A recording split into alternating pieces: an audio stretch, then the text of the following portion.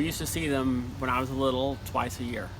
They would come down at Christmas, and we would go to Port Arthur, and we would go up to Sedalia in the summertime. You know, and they would always do special things. They would always do something, try to do something very special for HW and I. They were really, really, really, really, really happy when we came, and always expressed their sadness when we left. MeMaw was always very sweet, very loving, and she would save her change in a coin purse.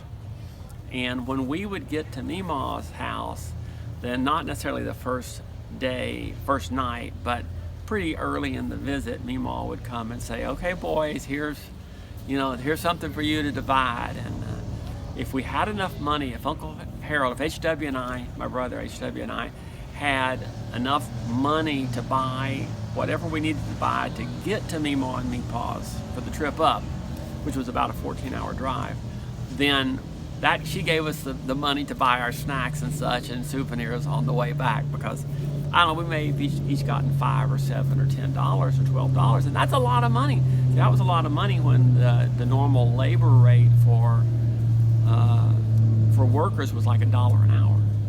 So $5 would be a big chunk of money back then, and 10 would be like even incredible. So we would split that. I'd divide up all the coins and split it up. And that's why one time with my grandkids, with the Knowles, I did that, to have them go through the money and count the money and divide it out. So lots of fun, lots of fun. One year he had strawberries, maybe a 200 by 200 foot area, 150 by 100 foot. I mean, it was a big area, right? So maybe even 100 by 100 foot square. But it was big enough that he could pick the strawberries and sell them.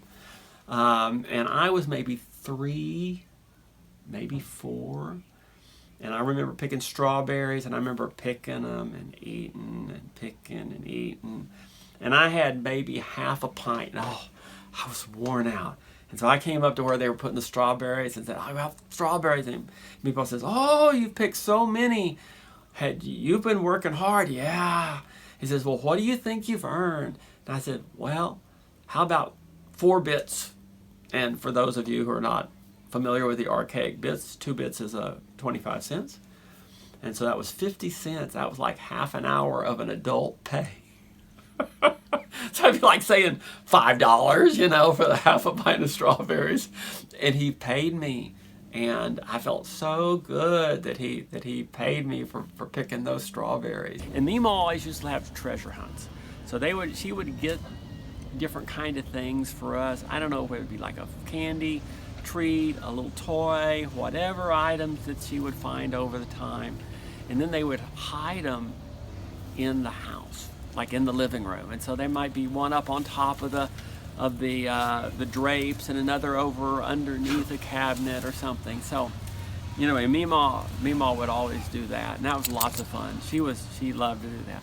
And she liked lemon freeze ice cream. So when we were up in Sedalia, I was able to go to the dairy there, and this was the dairy that my father had worked at as a teenager, and he had packed ice cream there, and he had delivered ice cream, and so we would go to the dairy and we would get ice cream, and it was, I think eventually at first it was just a nickel a scoop, and my favorite was chocolate almond, and I would normally get like 2 scoops. Maybe they did as much as 3 scoops, and I said, "Well, can I get more than 3?" They said, "Well, yeah, if you can handle it." I said, "Well, then I got 4, and then the next time I got 5, and then the last time on that trip that we went there, I got 6 scoops of chocolate almond, and I ate every bit of it and didn't let it fall." So anyway, MeMaw would always like the lemon freeze, so they'd bring home some lemon freeze for her. I don't remember what we brought home for my mom, but she never went with us. It was always my dad, MePaw, and HW and I. I think he had a stroke, and he was down, and then we went up to the house in summertime, and start of summertime, and MePaw was in the hospital, and MeMaw, the doctor put her in the hospital so that she was out of the house, and then they cleared the house out and they sold the house and moved. Boy, was there stuff in the basement of that place. There was all kinds of stuff. In the basement was full, the attic was full, and we took out all the things that was special or whatever they wanted, and then they had someone do an estate sale. And one of the things I got from it was a genuine Stetson felt hat. And I wore that felt hat swimming and in the beach surfing, and I would go fall down, and if I'd fall down, I'd put my hand on my hat to keep it and come back up. It was a great, sun hat for me. Laid on their back in an ambulance beside each other, and they rode on their backs down to Port Arthur and were put in a nursing home together. And very shortly after they got there, MeMaw died. I was out of town. I was at a summer science program at the University of Idaho. Of course, they were down in Port Arthur, and I didn't go back for the funeral, for MeMaw's funeral.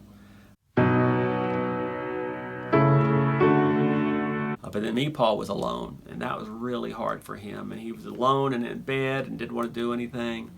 And finally they said, well, you need to get up in a wheelchair. He said, well, I don't want to get in a wheelchair. I can't do anything. They said, that's okay. You can just sit in the wheelchair. And they put him in the wheelchair. And, of course, one side of his body was weak. And with one hand and one foot, he ended up in the sunroom talking to other people.